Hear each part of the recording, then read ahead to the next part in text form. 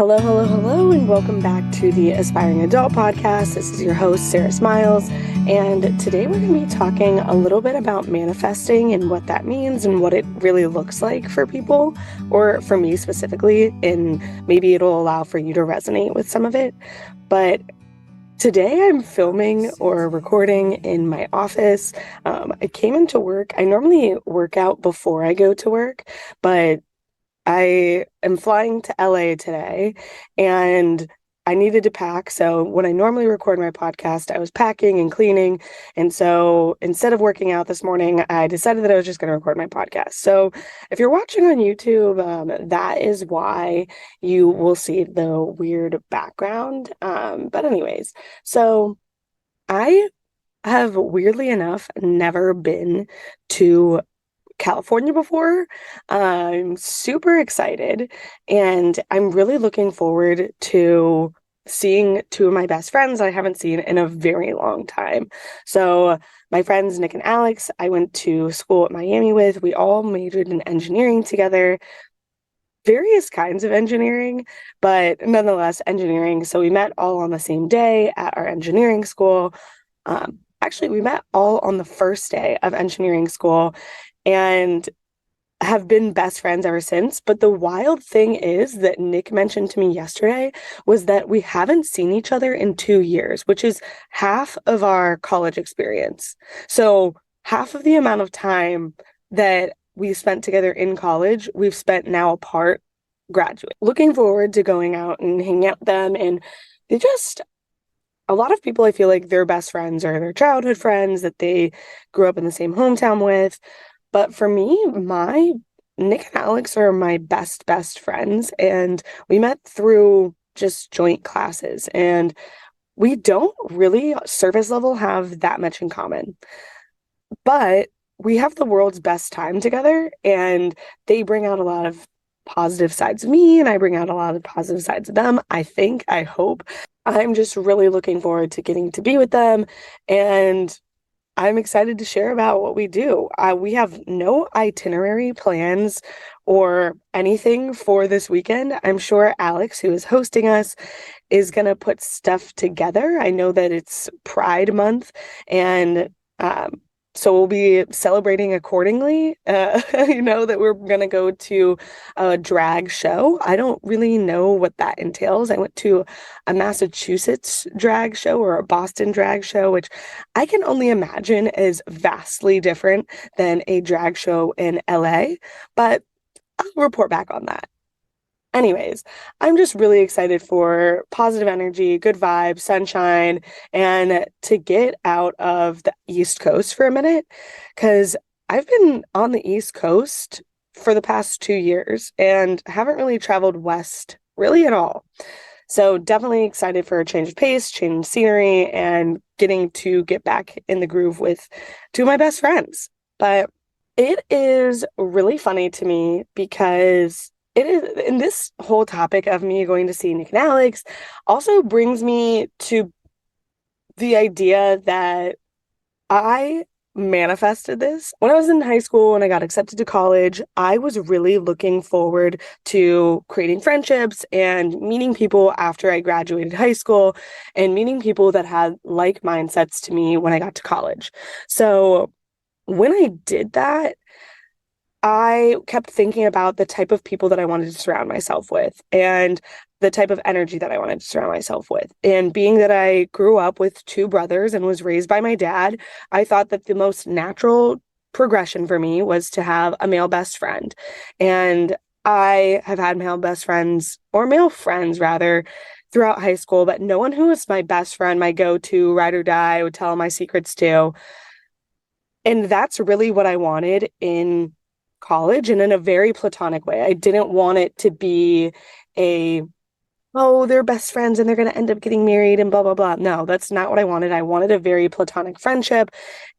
And that was something that I knew from the get-go that I wanted when I graduated from high school and started going into college and making friends. And I knew it wasn't too far-fetched of an idea because I was majoring in engineering and there were likely to be, or there 100% is a lot of males in engineering. But I kept asking my brothers, I was like, okay, well, how do we think that I can like befriend a guy without making him think that I'm interested in him? And how do I make friends that blah, blah, blah, blah, blah.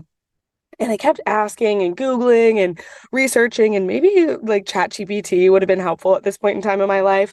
But anyways, it was something that I was constantly like journaling about, asking other people about, searching on Google, dredging up questions internally. And then I was kind of going about my graduation activities, saying bye to all my friends, and I got an invitation previously or earlier in the year to go to one of my childhood best friend's brother's wedding. So I know that that sounds like really confusing and convoluted, but I'm just going to go ahead and say my childhood best friend's wedding. It wasn't actually his wedding, it was his brother's wedding, but that's just a mouthful. So I went to the wedding, and it was in Indiana, and I haven't seen my childhood best friend, and his name was Wesley. So again, like another one of my, this was like my male best friend that it was like kind of a funny thing because we were best friends, but it was also like we were so young that it was like cute for us to like hug and kiss each other. Like, I don't know, like we were 2 and 3. Like, I have a picture of me and Wesley, my childhood best friend, and we're in a swimming pool and we both have popsicles, and like he's kissing me on the cheek. Like, it was childhood crush energy and whatever. But we were definitely best friends, and we would go on family vacations together, and we kind of just hung out. And as we got older into like our elementary school and middle school ages, it wasn't as much of that young childhood crush energy. It became more of a platonic energy. And we were best friends. So while we were on these vacations together, we would spend all of our time together. And so it's kind of funny that I went to this wedding and was expecting to not really talk to Wesley or his family that much because it was his brother's wedding. And you typically focus on that aspect. But I showed up, and Wesley immediately comes running over to my table, and he's like, oh my gosh, I have somebody for you to meet. This is so exciting. He is going to study biomedical engineering at Miami University, which is where you're going to school. And at the time, I was also studying biomedical engineering and obviously was going to Miami University. And I was kind of surprised and kind of awestruck that he put these two pieces of information together, or number two, that this was even happening. So I was like, oh my gosh, this is so exciting. And I was jaw on the floor. Okay, like this is awesome. So Nick and I go over, Wesley brings me over to Nick. Nick and I start talking.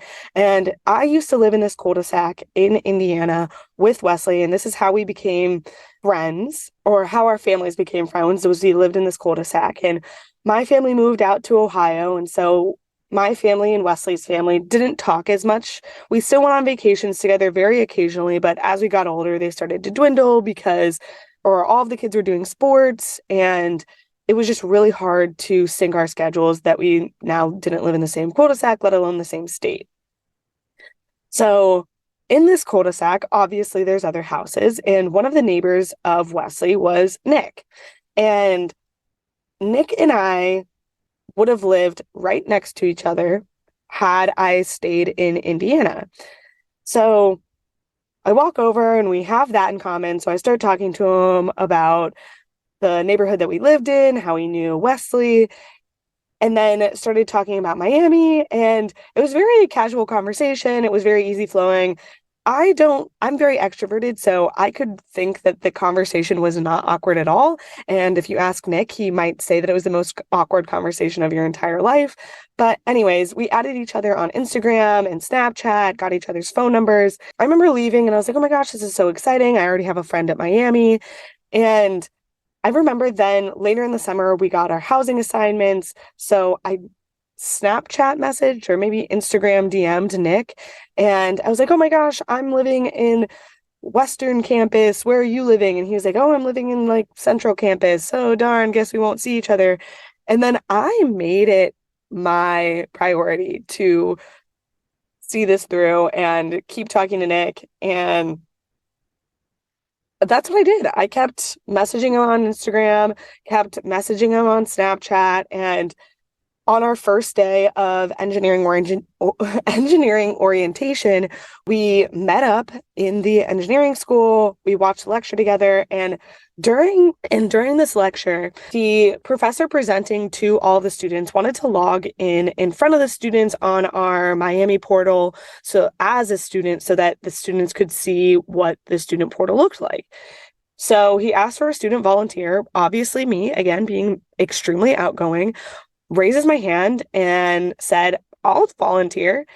And he kind of tried to call my bluff on it and was like, oh, I don't think you'll actually come up. And I was like, actually, you're wrong. I love being the center of attention. So I'm going to come on stage. And so I walked on stage, gave everybody a little wave, and entered in my username and password, said what my name was, said what I was majoring in, and then went and sat back down. Obviously, being that I just made a new friend, Nick, he was kind of in awe of the fact that I went up and did that, and we were both laughing about it and just having a good time, having some positive energy again. And after the presentation with that professor was over, we left the engineering school and went over to the dining hall, to which we were waiting in line for stir fry. And I turned over to my side, and there was a boy that was filming the stir fry line for either Snapchat or I don't know, probably to send to his family, but was making a video, and I popped my head in it, just being obnoxious. And he was like, oh my gosh, you were the girl that was just on stage at the engineering lecture. And I was like, yeah, that was me. And then he introduced himself to me. His name's Alex. And we started talking a little bit further about what his major was and what his class schedule looked like, and found out that we actually had a class together. And it was Physics 191 with Professor Beer. And we started laughing about how Professor Beer, for one of our first classes, seemed kind of funny because of teen drinking, whatever. And so from that point, Nick, Alex, and I kind of became an inseparable trio. And now I'm going to visit them in LA. So that was something that I would say that I definitely manifested. Nick, Alex, and I have always been best friends. It's never been more than best friends. And that's exactly what I was looking for. That's exactly what I was trying to manifest when I was in high school, journaling to myself about it, searching on YouTube about it, looking to my brothers for advice on it, and it happened. And it was pretty serendipitous in the way that it happened, because one of my childhood best friends, who actually happened to coincidentally be a male, introduced me to what became one of my best friends ever.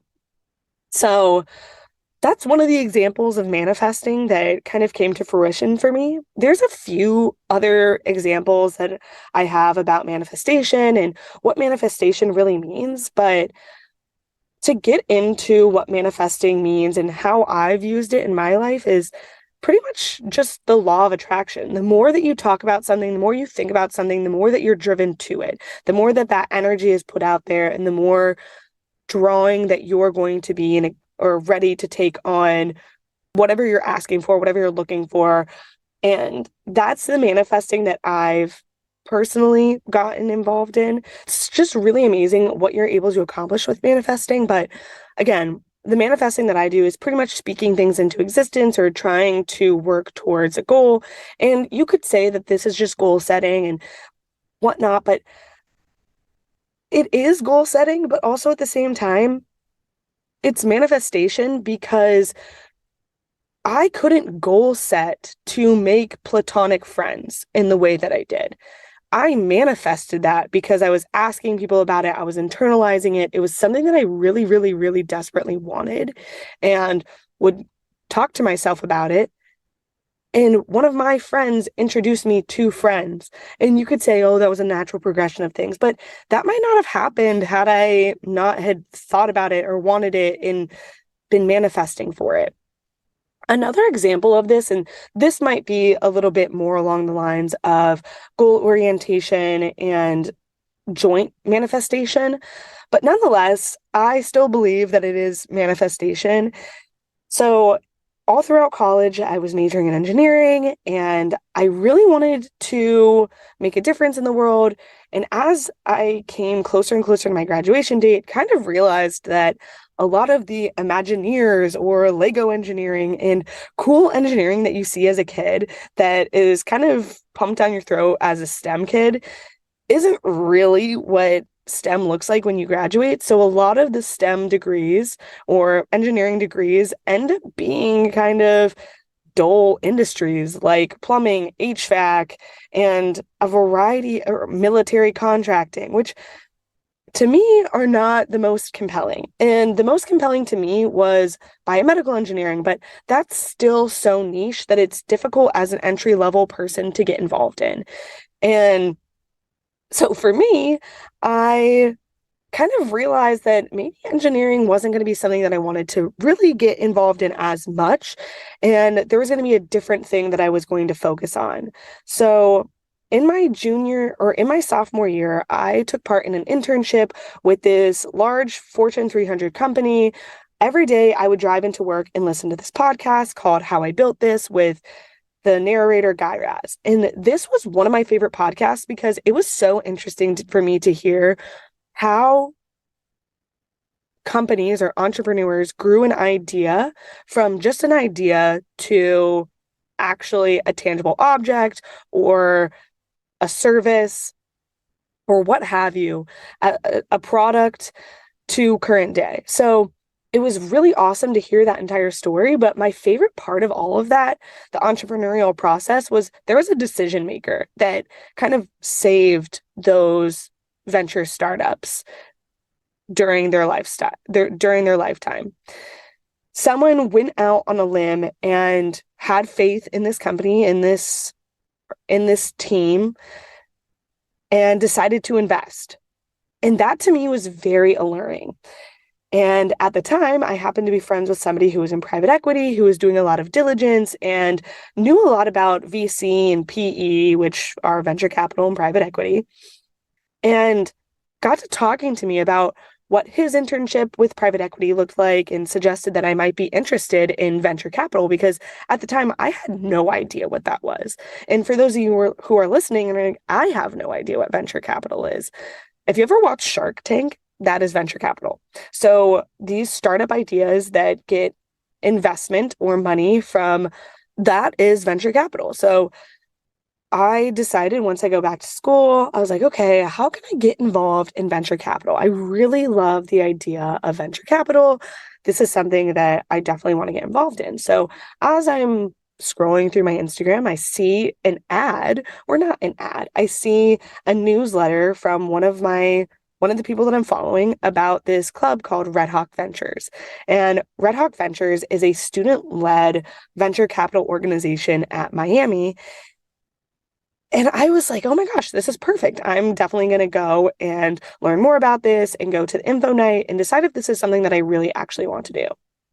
So I go to the info night and learned all about what the VC fund at Miami looked like, that we invest money into Miami created startups and how we do diligence on the companies and how we kind of suss out what their valuations are and how much we're going to be investing in around, and all of these types of things that were just really very interesting to me because throughout my entire college career, I was focused on engineering. So I never really got to see the finance or money side of things. And this was all very new to me, but it was still very alluring because, again, I was very drawn into that podcast, How I Built This, and really thought that this was something that I was going to be good at. So after the info night, I went to my first round of interviews, then made it through the entire interview process and decided that I wanted to join the fund and accepted the offer that was extended to me after the interview process. After the process was over, joined the fund and started talking to some of the fund members about this program called Venture or VCIC, which is a venture capital international competition. And I love competition. So I was like, wow, this is perfect. I'm definitely going to do this. And a lot of people typically do it in their freshman or sophomore years because it requires a lot of time on your weekends. And being that I was going to compete as a senior in this venture capital competition, I decided, all right, I need to make a big sacrifice here. Either I'm going to be involved in this venture capital investment competition, or I'm going to go on trips with my friends on the weekends, go to Nashville for spring break, go to Florida with all of my housemates and sorority sisters for a vacation for one of our last hurrahs in school. And I was like, I was feeling very compelled to just compete in VCIC, and that was it. So I made the decision to compete, and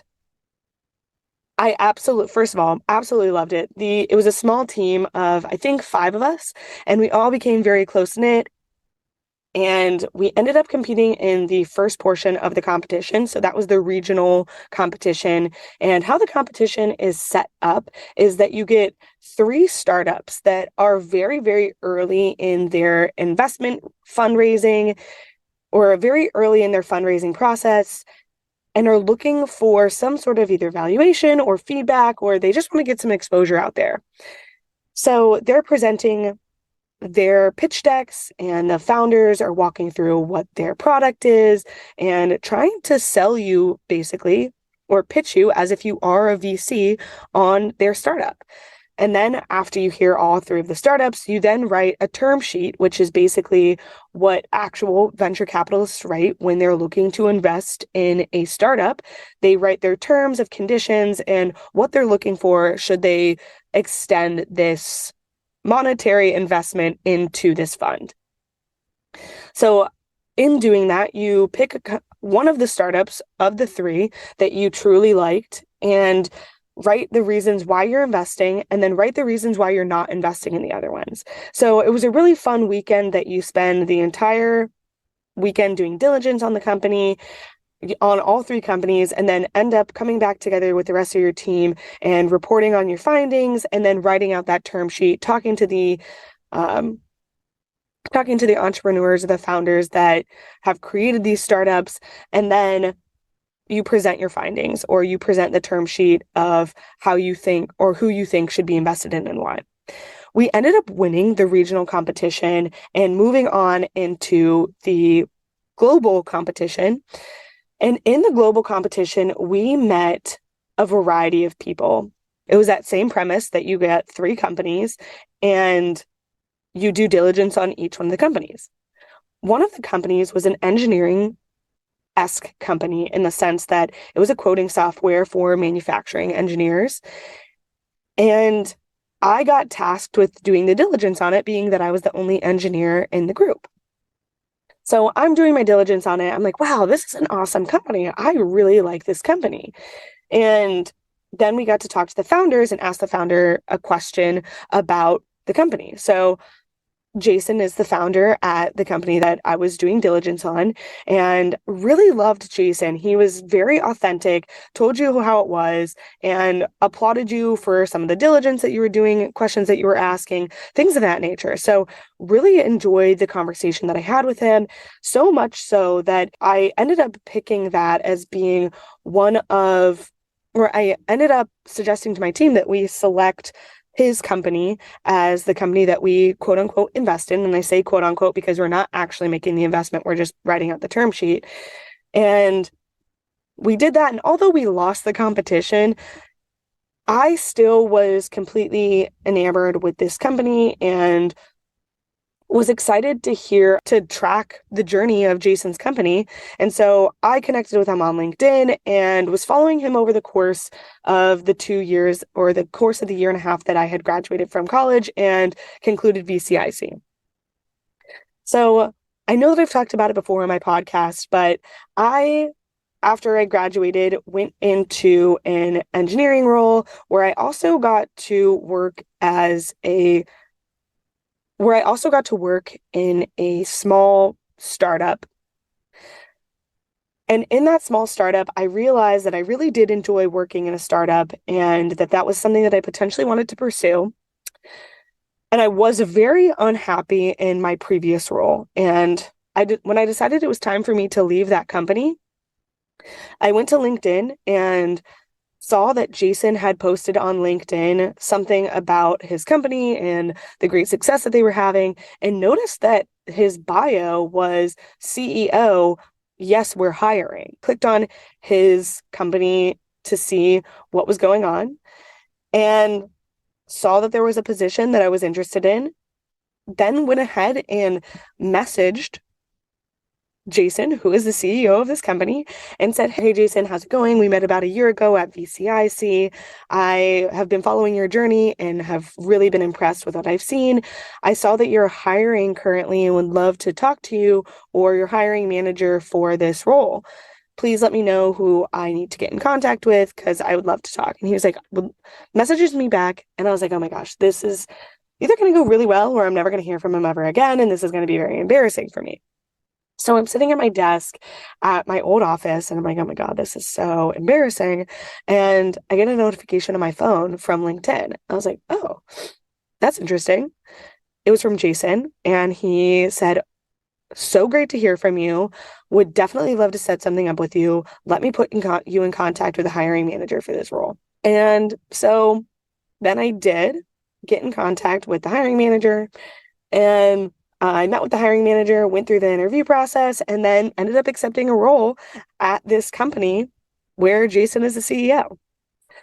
So now I'm working at a startup in Boston for an engineering-esque company. And everything that I wanted in college, I manifested into this role. I manifested into this position and I got myself here. And I know, again, you're probably just thinking, oh, you must just really be good at networking, or you'd goal set for this. Sure, I did. But there were a sequence of events that had to lead up to that I truly believe I manifested. I didn't have to listen to that podcast on my way to my internship every day. I didn't have to talk to my friend about what private equity and venture capital was. I didn't have to join Red Hawk Ventures. I didn't have to compete in VCIC. I didn't have to connect with Jason after meeting him at the competition.